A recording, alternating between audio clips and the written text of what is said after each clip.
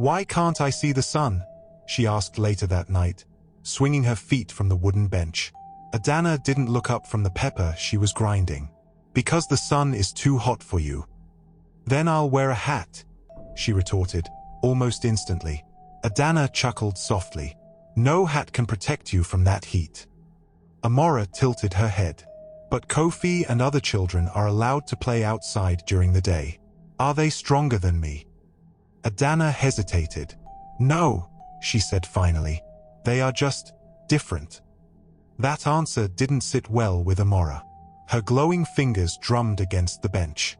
She had started to notice things. She noticed the way the other children shouted and laughed outside her compound. The way the rooster crowed at something she never got to see. The way sunlight made strange, bright patterns on the cloth that covered her windows. And most of all, the way her parents looked at her, like she was a secret. Amara's only real friend was Kofi, the only kid her parents trusted to enter their house freely. She came in the evenings to play with Amara and Binta, her pet dog. She was maybe 7, skinny as a broomstick, with quick hands and big curious eyes. Kofi wasn't afraid of Amara. She thought her glow was cool. Once, she brought her a clay jar full of fireflies. "They shine like you," she said, grinning. "But they are tiny." Amara held the jar close. She whispered, "What does the sun feel like, Kofi?" She blinked. "You've never felt the sun?" "No." She thought for a second. "It's warm, really warm. Like when you lie on your mat after Mama spread it out to dry." Amara smiled. "My parents don't allow me to go outside during the day." One night, Amara stood at the door of the storage hut, watching the sky. The moon was hiding behind thick clouds, and the night felt wrong. She could hear the other children singing near the village square. It was a kid's birthday. She heard them roasting corn, playing games, and running wild in the dust. She turned to her mother. "Can I go too?" Adana's face darkened. "No. Why not?" "You know why." "But I don't know," Amara insisted. "I've never seen the sun. I've never left our compound. You keep saying I'll get hurt. How? Why would I get hurt by going outside the compound?" Adana looked away. "I know," Adana said softly. "You're strong, but you were made from something softer than the other kids." Amara crossed her arms. "Then let me prove I'm strong." Ikan, who had been silent, finally stood. "Amara," he said gently, "the gods gave you to us through mercy. You must live under their rules." Amara stared at both of them. Her eyes burned, not with tears, but with a fire Adana had seen before. She saw herself in her. She had that same fire in her eyes as a child after watching her mother drown. The next few weeks were quiet, but heavy. Adana watched her daughter closely. She noticed the way Amara stood a little longer at the window. The way she asked deeper questions. The way her glowing skin sometimes dimmed when she was sad, and shone brighter when she was angry. One evening, Kofi arrived to play with Amara. She whispered, "I know a place, where the sun peeks in, but only a little." Amara's eyes widened. "Will you take me?" she asked. She hesitated. "I guess I shouldn't, but I will if you want, tomorrow." Adana found out about their little plan. That night, she stood over Amara's mat and whispered, "You think I'm cruel, but I'm not." Amara stayed silent. Adana sat beside her. "Do you know what happened to my mother?" Amara turned slowly. "No. She died in a boat accident on our way to a festival. I begged the gods to bring her back. I screamed and waited, but no one came." Amara blinked. "And so you stopped praying?" "I stopped believing," Adana answered. "And then, I came." Adana nodded. "Yes, but you were not from them. Not really. You were a gift from the moon." Amara sat up. "Then why do you act like I'm a punishment?"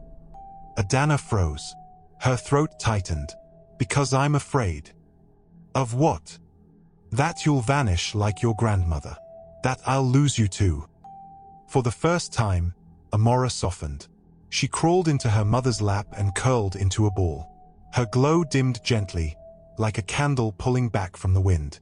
"I just want to be normal," she whispered. Adana kissed her forehead. "I know, but you were never made to be normal, Amara. You were made to be Grace." But Grace is not always quiet. The next afternoon, it happened. Amara was sitting alone inside when she heard barking. Sharp, panicked, familiar barking. It was Binta, her pet dog, the only one allowed to curl beside her in the dark. The barking grew louder, wild and desperate. It sounded as if it was in danger. And then, splash, Amara ran to the window. She yanked the thick cloth that blocked out the window. As she did, sunlight blazed in. She cried out in pain and stumbled back. Her hand made a searing sound like frying oil, but she did not melt. That was her warning to stay out of the sunlight. But her dog was in danger and her parents were not around to help. They had gone to the farm early that morning to harvest their cassava. Amara took a deep breath. Then she heard it again, Binta, crying out in the distance. This time, she didn't think. She threw open the door, stepped into the daylight, and ran as fast as she could to help Binta. The sun hit her skin like 1,000 tiny knives. Amara winced but kept running. The ground was hot under her bare feet, dust rising with every step. Her breath came in sharp gasps. She didn't stop to think. Binta was out there. Her friend. Her shadow. Her secret keeper. "Binta!" she screamed. No one answered. The village was quiet. Most people were in the market or resting under trees, hiding from the burning noon sun. But Amara was out in it, glowing, running. She turned the corner by the old mango tree and saw the river. And there, struggling in the water, was Binta. The dog's black fur was soaked, her head barely above the current. She yelped, legs kicking wildly, spinning in circles. "Hold on!" Amara shouted, throwing herself down the slope. The river roared in front of her. She didn't stop to think as she stepped into the sunlit water. The water wasn't even cold. It was warm and angry, like the gods themselves had stirred it. But Amara didn't stop. She pushed deeper, her feet sinking into the muddy bottom, her hands outstretched toward the dog. "Come here, girl," she begged. "Come on." Binta whimpered and tried to paddle to her, but the river tugged her back like a greedy hand. Amara lunged. She grabbed the dog's scruff just as a wave hit her face. She stumbled. And that's when it began. Her hands started to tingle, then itch, then melt. Not exactly like wax. It was soft, almost beautiful. Her golden skin softened like warm butter, mixing with the water, floating in little yellow streaks around her. She gasped at the sight. Her arms, her legs, and her neck were all glowing brighter, the shimmer now liquid. Still, she didn't stop. She pulled Binta close, holding the dog against her chest as she turned toward the riverbank. Each step was harder than the last. Pieces of her peeled away in the sunlight, little drips of magical shea butter melting into the river. But she kept moving. She stumbled onto the dry mud, still holding Binta. The dog coughed, whined, then licked her cheek. Amara smiled faintly. Her lips were the last to melt. She collapsed beside Binta, glowing, shimmering, and then gone. Only a puddle remained, golden and still. The first person to find them was Kofi. She had come looking for her with a small bowl of roasted groundnuts. He saw the dog first, then the puddle. "Amara," she whispered. No answer. She dropped the bowl. It rolled down the hill and cracked. "Amara!" she screamed, running toward the water, falling to her knees beside the dog. Binta whimpered and nuzzled the golden puddle. It shimmered faintly in the sun, then slowly began to fade into the soil. By the time the villagers arrived, Ekan at the front, Adana close behind, there was nothing left but Binta lying beside a wet golden patch of soil. Adana didn't scream at first. She didn't move. She just stared at the spot. A strange peace settled over her, like her body had gone numb. Then Kofi turned to her, her eyes wide with tears. "She saved the dog," she said softly.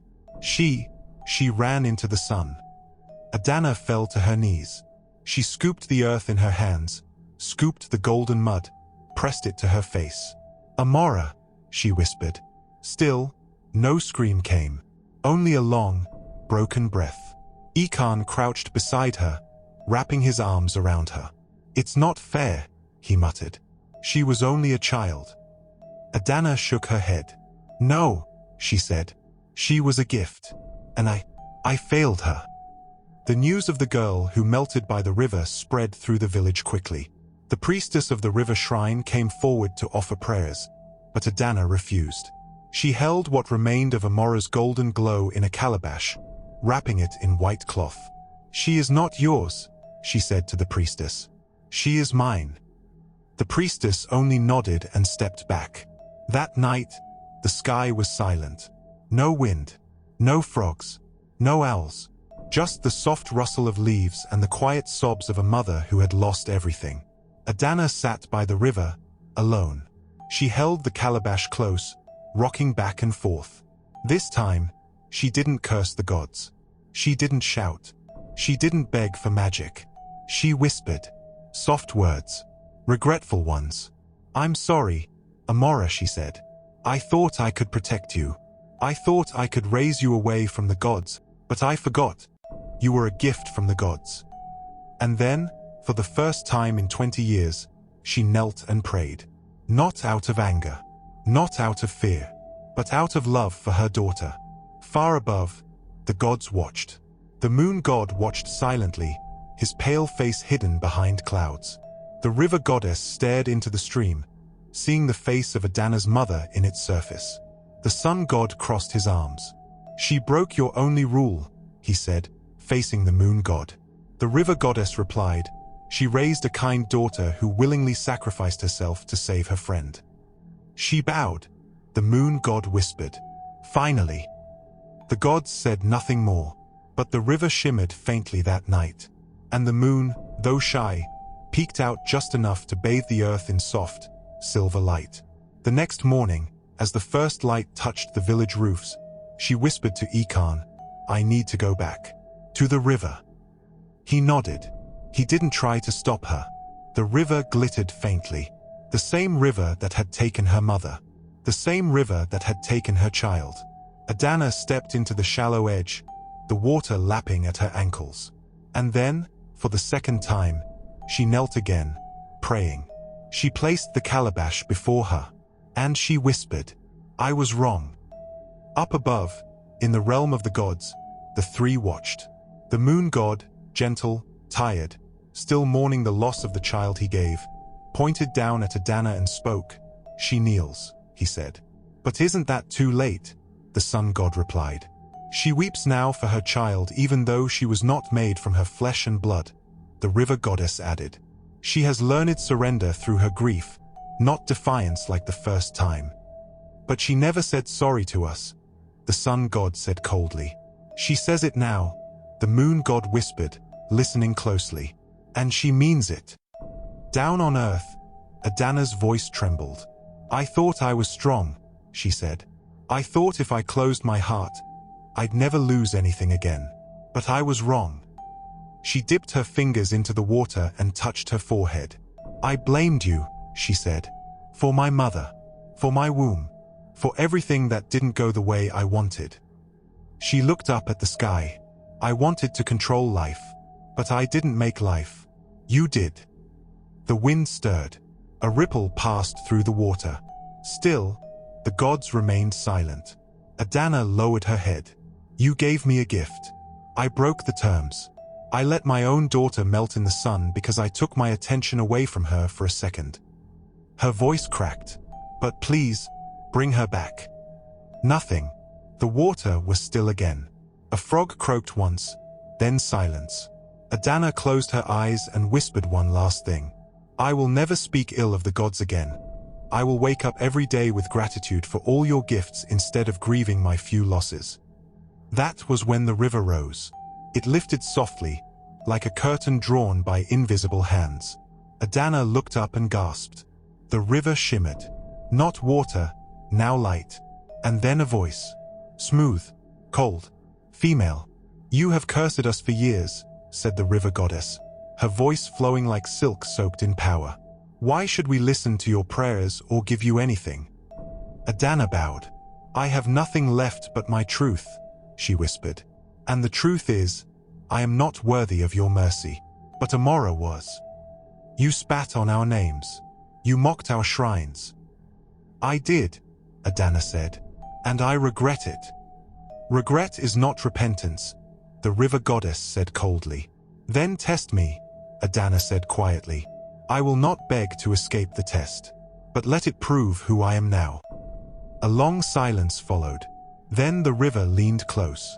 No need to test your faith, I believe you, said the river goddess. Suddenly, water surged. The calabash trembled. Streaks of golden shea butter rose into the air, spinning and glowing. Adana gasped. The river caught the streaks of shea butter, spun them into a ball, and molded it into a shape. A small, familiar, glowing body formed in the air. It had a child's outline with hair like wool and a skin like warm honey. It was Amara, but not the same Amara. This time, her glow wasn't golden. It was brown like Adana's skin. Her feet touched the earth. She blinked once, breathed in, then whispered, Mama. Adana froze at the sight. She couldn't believe her eyes. Then she leaped up and ran, faster than she ever had in her life. She scooped Amara into her arms, clutching her close, crying into her neck. I'm here, she whispered. I'm so sorry. Amara blinked, confused, but smiled. I saw the moon god, she said softly. He said I could come back, but only if you came too. I'm here, Adana repeated. I'll never let you go again. Back in the village, the sun broke through the clouds. Children looked up from their games. The priestess at the shrine dropped her prayer beads. Ikan, standing under the Iroko tree, turned slowly and saw them. Adana and Amara together, walking down the path, side by side. He screamed with joy as he ran to meet them. He hugged them and held them in his tight embrace, shouting his gratitude to the gods. Now, the world had to meet Amara, the real child. A girl not made of moon magic anymore, not a loophole, but of the will of the gods, of flesh and blood, and of grace. The village had never seen a miracle like this. Days later, the sky wore a gentler blue.